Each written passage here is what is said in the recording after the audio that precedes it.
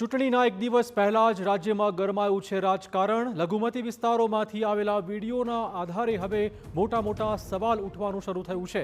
આપના ઉમેદવાર દ્વારા અપાતા વચનો સામે હર્ષ સંઘવીએ ઉઠાવ્યા છે સવાલો। શું આમ આદમી પાર્ટી કાયદાથી ઉપર કોઈ ખાસ વર્ગને રાખવા માંગે છે? આ સવાલ તેમણે પૂછ્યો છે। શું આવા મુદ્દાઓ પર ગુજરાતની જનતા પાસે એક મોકો માંગે છે? આપના વિડીયોમાં રસ્તા પર નમાઝ પડવા દેવાશેનો દાવો કરાયો હતો। જ્યાં ડેમોલેશન થયા ત્યાં ફરી મકાન ઊભા કરાશે, આ પ્રકારનો દાવો પણ જોવા મળ્યો છે।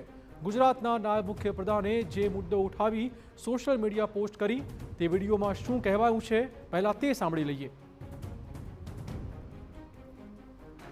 हमारी सरकार आम आदमी पार्टी જ્યારે हमारी आम आदमी पार्टी की सरकार बनसे इंशाअल्लाह तो कोई भी मस्जिद दरगाह रोड पर तुझसे नहीं અને કોઈ भी दंडो नमाज रोड पर पढ़से એને કોઈ રોકશે નહીં इंशाअल्लाह।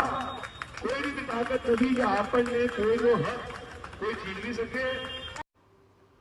તો આપ ઉમેદવારના દાવા સામે હર્ષ સંઘવીએ સવાલ પૂછ્યા છે। કહ્યું છે કે રાજ્યના જે નિયમો છે તે તોડવા માટે લોકોને ભડકાવવામાં આવ્યા। ડેમોલેશન નહીં થવા દેવાનો, જ્યાં ડેમોલેશન થયું છે ત્યાં ફરી મકાનો બનાવવાનો દાવો કરાયો છે। આ સાથે રસ્તા પર નમાઝ પડતા નહીં રોકાય તેવો દાવો કરાયો છે। સંઘવીએ કહ્યું હતું કે ગુજરાતના ઇતિહાસમાં આવી ગંદી રાજનીતિનો પ્રયત્ન આજ દિવસ સુધી થયો જ નથી।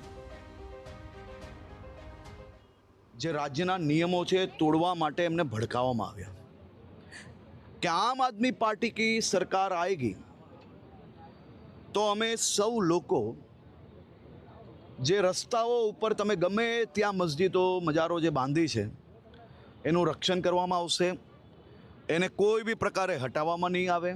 અને આ મસ્જિદો કે મજાર તમારે ગમે ત્યાં બનાવવી હોય તો અમે તમને ઉપયોગી થશો, મદદ કરશો। અને એ જ રસ્તાઓ પર તમે ગમે ત્યારે નમાજ પઢી શકો તે પ્રકારની વ્યવસ્થા કરી આપવા માટે એમના ઉમેદવારોએ જાહેર કર્યું છે। તો હર્ષ સંઘવીએ ટ્વીટ કરેલા બીજા વિડીયોમાં શું કહેવાનું છે તે પણ સાંભળી લઈએ। सरकार ने टूटनी चाहिए। रह गया तो रास्ते पे जो नमाज पढ़ते हैं सब लोग नमाज के अंदर कहीं रास्ते में पढ़ते हैं तो खड़े होके चले जाते हैं कि भाई खड़े हो जाओ, इधर नमाज नहीं पढ़ने की। तो अपने मुसलमान अपनों को अपनी कौम के लिए लगेगा, 100% लगेगा कि क्या भारत देश के अंदर बस्ती में अपना रहते हैं तो आम आदमी पार्टी ये भी काम करे।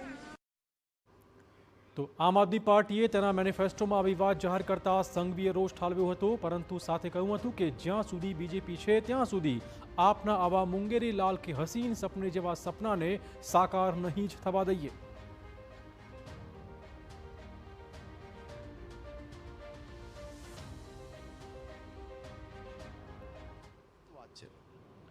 અને શરમ આવે છે કે ગુજરાતમાં ક્યારે બી આ પ્રકારની ગંદી રાજનીતિ રમવાનો કોઈ પ્રયત્ન નથી કર્યો, પણ ભારતીય જનતા પાર્ટીનો એક બી કાર્યકર્તા જ્યાર સુધી એના શરીરમાં લોહી હશે ત્યાર સુધી ગુજરાતના પ્રત્યેક નાગરિકોને સુરક્ષિત રાખવાની જવાબદારી જે ગુજરાતના નાગરિકોએ આપી છે એ અમારો બધા જ કાર્યકર્તા સંકલ્પબદ્ધ રીતે કામગીરી કરતા રહેશે।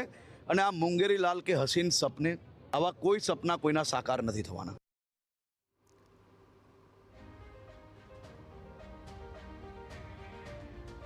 તો આમ આદમી પાર્ટીના પ્રકારના નિવેદનો સામે હર્ષ સંઘવીએ સવાલ પૂછવાનું શરૂ કર્યું છે। મતદાનના એક દિવસ પહેલા જ આ પ્રકારની રાજનીતિ ગરમાઈ છે।